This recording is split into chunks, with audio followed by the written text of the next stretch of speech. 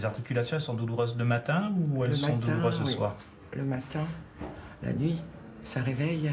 Nadia est atteinte depuis 10 ans d'une maladie rare, invalidante et douloureuse, la sclérodermie. Le premier signe de la sclérodermie, c'est le phénomène de Raynaud. Donc c'est des crises de doigts qui deviennent tout blancs ou tout bleus au froid. C'est en réalité une maladie des petits vaisseaux et qui est associée à une fibrose de la peau et éventuellement des organes, qui pourront être l'atteinte des poumons, l'atteinte du cœur et l'atteinte du rein. Dans ce service, plus de 300 personnes sont suivies chaque année, dont 60% de femmes.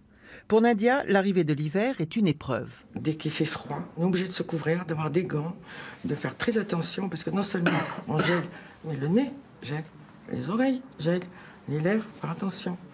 Il y a des jolies mains avant, c'est ce qu'on appelle des boudins aujourd'hui, je pense. On peut le dire, hein, ça. Le gonflement et la raideur des mains entraînent des problèmes de préhension, handicapantes dans le quotidien. J'ai eu cette chance d'avoir les ateliers thérapeutiques qui nous apprennent beaucoup de choses pour éviter de casser les plats quand on a envie d'en attraper un trop vite ou de perdre ses clés quand on va à sa voiture. Donc on apprend beaucoup de trucs et astuces, on va dire, qui nous permettent de vivre avec la maladie. Cette maladie auto-immune se présente sous différentes formes, plus ou moins visibles. Pour ce Palois, elle s'est déclarée il y a 26 ans. Vous êtes plus gêné qu'il y a un an du point de vue des articulations. Je vois une augmentation des douleurs. Pour ce père de 2 jeunes enfants, mieux vivre le quotidien va passer prochainement par le maquillage. Jusqu'à présent, je l'ai très bien assumé. Le regard des adultes, je m'en fiche un peu, si vous voulez. Parce qu'il y en a qui ne sont pas finottes, qui regardent. Bon, très bien. Je ne relève même pas. Hein. Mais là où je vois que j'ai la maladie, c'est quand je vois les yeux des enfants, quand je fais les courses.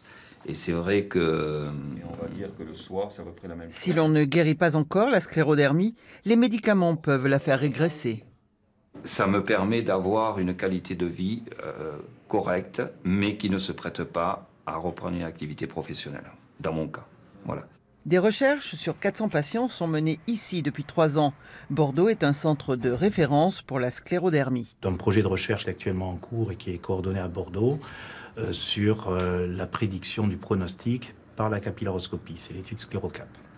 Après Madrid, Rome ou Lisbonne, Bordeaux accueille le congrès mondial de la sclérodermie en février prochain. Et avec nous sur ce plateau, le docteur Marie-Élise Truchetet. Bonjour, vous êtes rhumatologue au CHU de Bordeaux. Alors, connaît-on les origines et surtout les causes de cette maladie ? Alors, c'est une maladie complexe et multifactorielle, bien que non génétique. Un certain terrain génétique existe toutefois avec des familles plus à risque de développer cette maladie. Pas de transmission directe pour les enfants, mais il faut un terrain en quelque sorte fertile pour pouvoir développer cette maladie. Et puis là-dessus aussi peut-être. Exactement, là-dessus des facteurs d'environnement.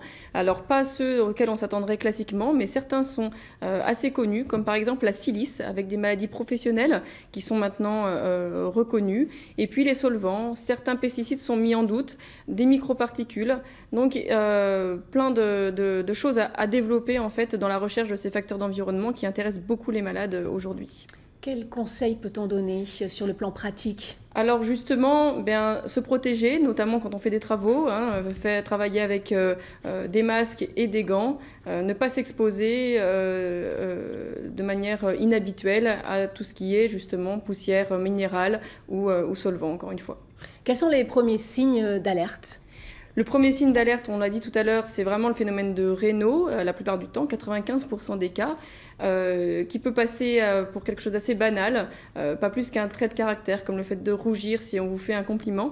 Et pourtant, parfois, c'est en fait le premier signe d'une maladie auto-immune, et très souvent la sclérodermie. Donc, ce phénomène de Raynaud survient au froid et doit alerter le patient et le médecin traitant. C'est pour ça qu'on veut parler un peu plus de cette maladie pour qu'elle soit dépistée beaucoup plus précocement que ça n'est actuellement. Dépistage qui n'est pas évident. Dépistage qui n'est pas évident, qui passe très probablement par une capillaroscopie précoce devant ce phénomène de Raynaud. Et c'est ce pourquoi nous militons actuellement dans le cadre d'un gros programme à l'échelle de la région, notamment au travers d'une plateforme territoriale d'appui. Et donc on s'appuie justement énormément sur le travail des médecins généralistes qui travaillent main dans la main avec le CHU. D'autant plus que nous avons été labellisés récemment, donc Centre national de référence pour la sclérodermie systémique en particulier, et également pour le lupus. Et donc nous allons développer énormément de projets de recherche autour de tout ça. Et justement, il y aura justement un congrès mondial sur cette maladie qui va se tenir au mois de février. Tout à fait. C'est quoi les enjeux ? Énorme opportunité pour nous, ça tombe vraiment très très bien. Labellisation en 2017, le congrès mondial dans les suites, plus de 1000 médecins qui arrivent donc pour parler de la sclérodermie. Certes de grands spécialistes, mais aussi simplement des médecins qui veulent faire le point une bonne fois pour toutes sur cette maladie. Il y aura des communications de pointe, mais également des mises au point, des choses très pratiques, un congrès malade, un congrès pour aussi les accompagnants, le personnel soignant. Et un appel aux dons aussi en quelques mots. Et puis un appel aux dons avec un dîner de bienfaisance que nous organisons pour le 14 février. La mairie nous aide, ce sera à l'hôtel de ville.